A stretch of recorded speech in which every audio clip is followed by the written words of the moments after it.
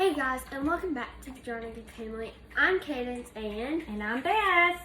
Today we're going to share with you a recipe. It's my great-grandmother's homemade yeast rolls, and we use this recipe very often in our family. And one thing we like to do is we like to cook big batches of things, and then only have to clean up one time. I don't know about you guys, but we hate cleaning up messes, don't we, Cadence? Oh yeah. We enjoy cooking. We do not like cleaning it up. Thankfully, Daniel, my husband, and Kenner are pretty good to help us clean up our messes. But what we like to do with this yeast roll recipe is we will go ahead while we're making them, and we'll make 3 batches. And then we freeze them often, and then we can use them for later meals and not have to clean up again. Okay, so we're going to show you today how we do that.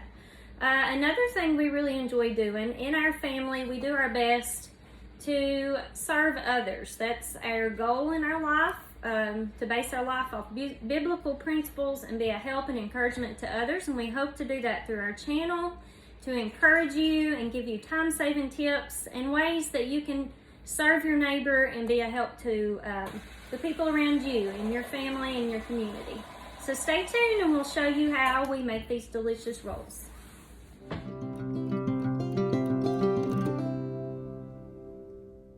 Okay, and now we're just going to show you some of the basic stuff that you will need. You'll need bread flour. We like White Lily's, it's the one that we always use, and then sugar, and then you'll need Crisco. We like using the sticks because you can measure it with the sticks, and you don't have to use measuring cups. Easy cleanup. And then you will need the active dry yeast and some salt, and those are some of the main things. And you'll also need a pan, just pretty much one pan for every batch that you make. We really like these aluminum pans. I get these at Sam's or Costco, I think carries them too, because they have a good flat aluminum lid.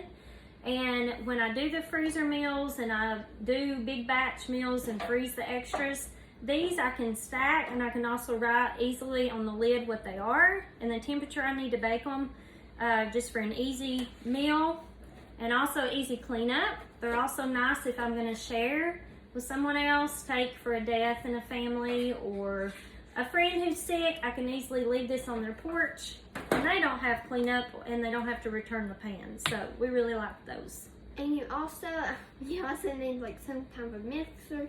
It's really hard to do it hand because it gets kind of thick. So you can use an electric handmade or handheld tongue twister, electric mixer, or one of like the big ones. I don't know what it's called. KitchenAid. Yeah, KitchenAid. We're going to use our KitchenAid today. You can make them by hand. For years, that's how I did it. My grandmother, that's how she did it. She just mixed it up by hand. But it is easier, quicker to use a stand mixer. So we're going to start with the first batch. And again, we just do one batch, and then we'll immediately do the second batch, and then a third batch. And then within just a few minutes, we will have 3 batches of rolls and only 1 cleanup, which we love.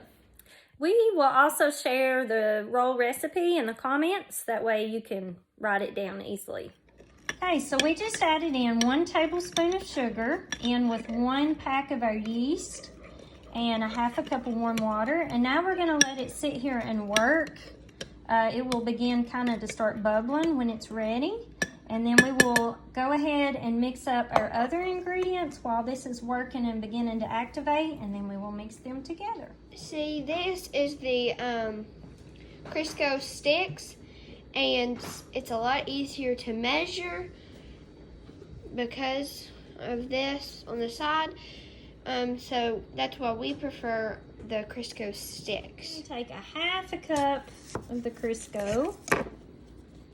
Now, I will say, these rolls are yummy, but if you're looking for low carb, low calorie, weight loss, these are not your rolls. Yep. But they do taste delicious for a nice treat every once in a while. And at least it is, homemade, better than preservatives and things from the store. Next, we're going to get 1/4 cup of sugar. Next up is 1 tablespoon of salt. Next up is 1.5 cups of warm water. As you can see, the yeast has started bubbling. So now we're going to add in half of the flour, the bread flour. So this is 2 cups. And we're going to let it mix a little while.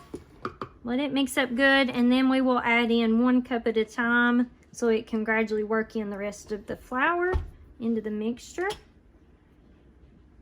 And also so it doesn't go all over the kitchen. If you put it all in at once, it splatters and makes a big mess. Add.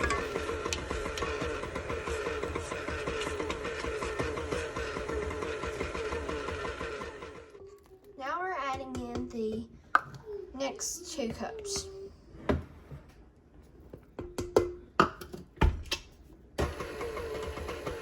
Okay, so you can see it's starting to thicken and form a ball. So we just take it out of the mixer onto a little bit of extra flour, roll it in a ball, and you want to handle the dough as little as possible, and it will do much better for you. We like to use a large dishpan to hold multiple batches while we're pinching it off into pans to let it rise.